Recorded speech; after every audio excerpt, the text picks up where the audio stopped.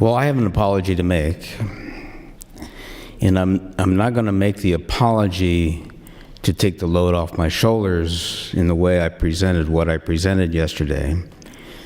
But I apologize for interjecting the senators' names in the middle of reading a transcription, transcribed testimony in a public hearing in reference to a book that is in some schools and in some schools required reading. It was a hard thing to read, and no, I was not trivializing rape. I was reading from a book that's required reading for some students. Should I have interjected the senators' names? No. Sometimes we do things on the floor in the midst of making a statement that we shouldn't have done. I think once the transcribers transcribe what was said yesterday, you will see that prior to my speaking, Senator John Kavanaugh and Senator Dungan spoke in terms of the constitutionality of the issue, and I respect them both. They are very, very intelligent attorneys, and they do understand the Constitution, and we all respect the Constitution. But that being said, once the transcribers have transcribed what I said, I think you'll notice that I first referenced Senator John Kavanaugh. Should I have done that? Maybe not. But what I was trying to do was get their attention to what I was reading from this book. You know, as senators on the floor, people do speak, and Senator Blood will point this out from time to time, and she's correct. Sometimes we don't give attention to who is on the mic and who's speaking on whatever issue it might be. We should be doing that. We're all guilty of not doing that. I understand that. I'm guilty of it.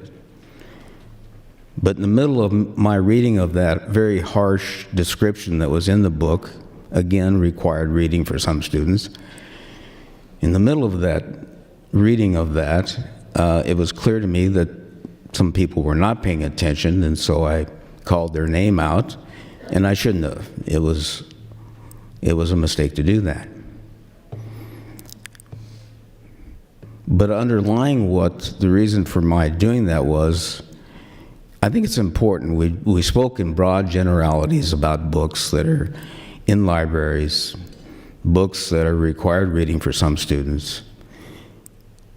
We spoke in broad generalities, and the public really wasn't aware of what is in some of those books. I read an excerpt from the book Lucky.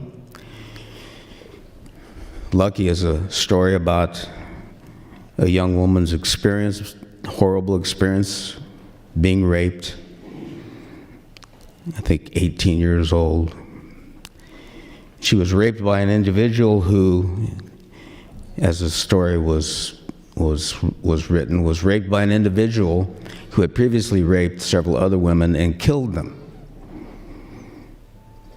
And the title of the book was Lucky because she felt lucky that she survived. She felt lucky that she survived. So I understand the context of what I read from that book, but regardless, if you reread that, it's on the record, both in the committee and what I said yesterday. If you reread that— 1 minute. If you reread that, it is a lesson on how to rape. That's what we should be outraged about. It was a blow-by-blow lesson on how to rape a woman. That's where the outrage should be. Not in my pointing it out that it's in a book. In regard to freedom of speech and banning books and all this language that gets bannered about, I think it's a matter of good judgment for schools to pick books that are okay for kids to read. And if parents want to buy these books and give them to their children, that's their liberty to do that. So again, I apologize to Senator Michaela Kavanaugh. If you read the transcription once they're written, I think you will note that in the transcription I first addressed Senator John Kavanaugh. That's your time, Senator. Thank you.